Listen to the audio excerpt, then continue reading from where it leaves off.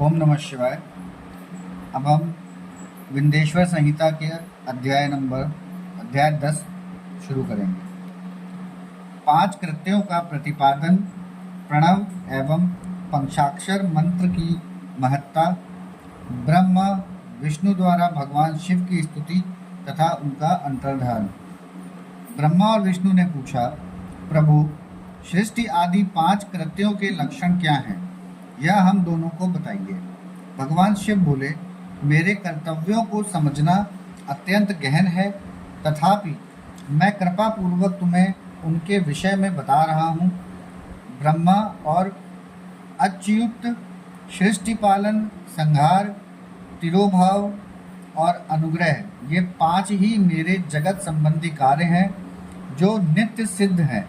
संसार की रचना का जो आरंभ है उसी को सर्ग या सृष्टि कहते हैं। मुझसे पालित होकर सृष्टि का सुस्थिर रूप से रहना ही उसकी स्थिति है, उसका विनाश ही संहार है। प्राणों के उत्क्रमण को तिरोभाव कहते हैं। इन सबके छुटकारा मिल जाना ही मेरा अनुग्रह है। इस प्रकार मेरे 5 कृत्य हैं। सृष्टि आदि जो 4 कृत्य हैं वे संसार का विस्तार करने वाले हैं। 5वां कृत्य अनुग्रह मोक्ष का हेतु है। वह सदा मुझमें ही अचल भाव से स्थिर रहता है। मेरे भक्तजन इन 5 कृत्यों को 5 भूतों में देखते हैं। सृष्टि भूतल में, स्थिति जल में, संहार अग्नि में, तिरोभाव वायु में और अनुग्रह आकाश में स्थित है।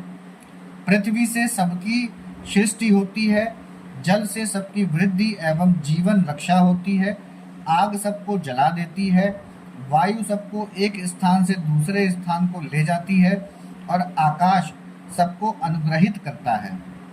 विद्वान पुरुषों को यह विषय इसी रूप में जानना चाहिए। इन 5 कृत्यों का भार वहन करने के लिए ही मेरे 5 मुख हैं।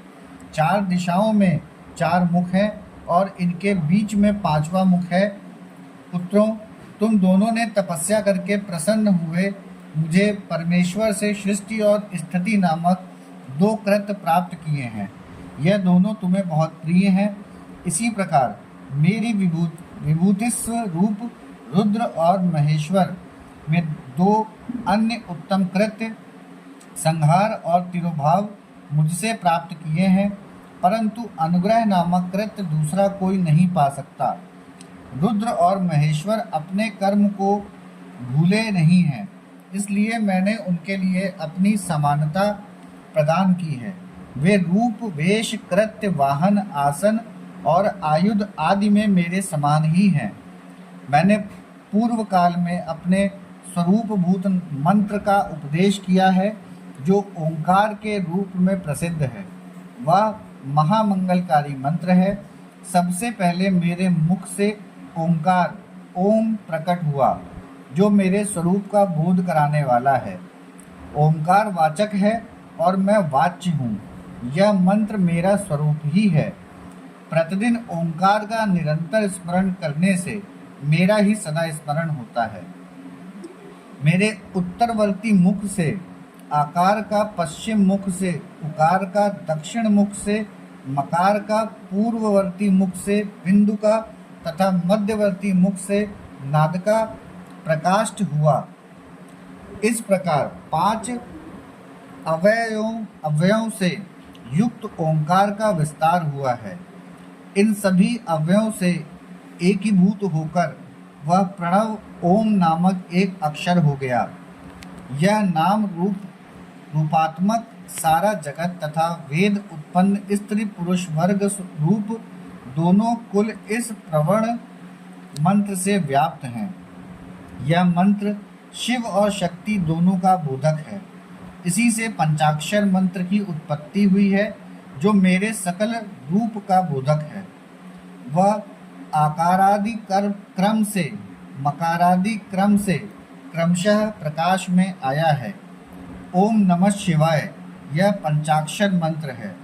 इस पंचाक्षर मंत्र से मात्र का वर्ण प्रकट हुए हैं, जो 5 भेद वाले हैं, उसी से शिरोमंत्र सहित त्रिपदा गायत्री का प्रकाट्य हुआ है।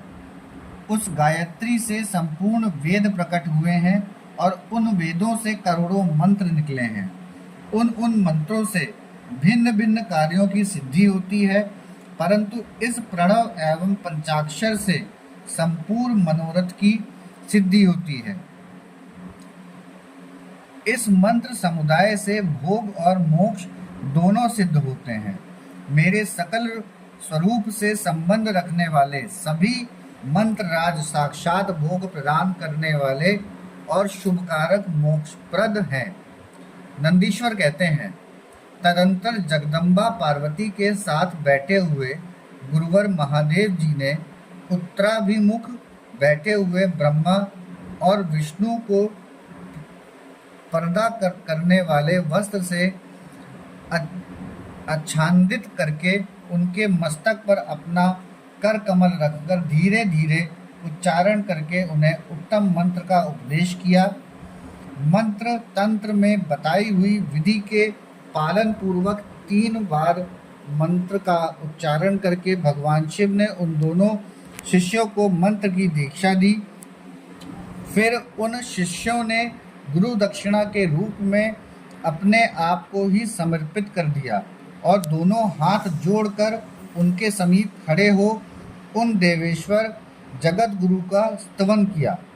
ब्रह्मा और विष्णु बोले, प्रभु आप निष्कल रूप हैं, आपको नमस्कार है। आप निष्कल तेज से प्रकाशित होते हैं, आपको नमस्कार है। आप सबके स्वामी हैं, आपको नमस्कार है। आप सर्वात्मा को नमस्कार है, अथवा सकल स्वरूप आप महेश्वर को नमस्कार है। आप प्रणव के वाचार्थ हैं, आपको नमस्कार है। आप प्रणव लिंग वाले हैं, आपको नमस्कार है। सृष्टि, पालन, संहार, तिरोभाव और अनुग्रह करने वाले आपको नमस्कार है। आपके 5 मुख हैं, आप परमेश्वर को नमस्कार है।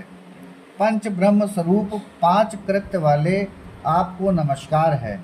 आप सबके आत्मा हैं, ब्रह्म हैं। आपके गुण और शक्तियाँ अनंत हैं, आपको नमस्कार है। आपके सकल और निष्कल 2 रूप हैं।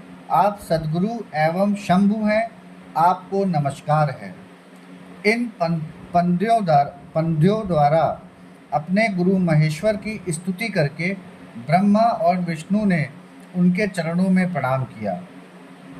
महेश्वर बोले, आद्रा नेत्र से युक्त चतुर्दशी को प्रणव का जप किया जाए तो वह अक्षय फल देने वाला होता है। सूर्य की संक्रांति से युक्त महाअर्धा नक्षत्र में एक बार किया हुआ प्रणव जप कोटि गुने जप का फल देता है। मृगशिरा नक्षत्र का अंतिम भाग तथा पुनर्वसु वसु का आदि भाग पूजा, होम और तर्पण आदि के लिए सदा आद्रा के समान ही होता है। यह जानना चाहिए। मेरा या मेरे लिंग का दर्शन प्रभात काल में ही प्रातः और संगम काल में करना चाहिए। मेरे दर्शन पूजन के लिए चतुर्दशी तिथि निशीथ व्यापिनी अथवा प्रदोष व्यापिनी लेनी चाहिए, क्योंकि पर्वतनी तिथि से संयुक्त चतुर्दशी की ही प्रशंसा की जाती है। पूजा करने वालों के लिए मेरी मूर्ति तथा लिंग दोनों समान हैं, फिर भी मूर्ति की अपेक्षा लिंग का स्थान ऊंचा है। इसलिए मुमुक्षु पुरुषों को चाहिए कि वह वेर मूर्ति से भी श्रेष्ठ समझकर लिंग का ही पूजन करें। लिंग का ओंकार मंत्र से और वेर का पंचाक्षर मंत्र से पूजन करना चाहिए। शिवलिंग की स्वयं ही स्थापना करके अथवा दूसरों से भी स्थापना करवाकर उत्तम द्रव्य में उपचारों से पूजा करनी चाहिए। इससे मेरा पद सुलभ हो जाता है। इस प्रकार उन दोनों शिष्यों को उपदेश देकर भगवान शिव वहीं अंतर ध्यान हो गए। यहाँ हमारा अध्याय 10 समाप्त होता है। ओम नमः शिवाय।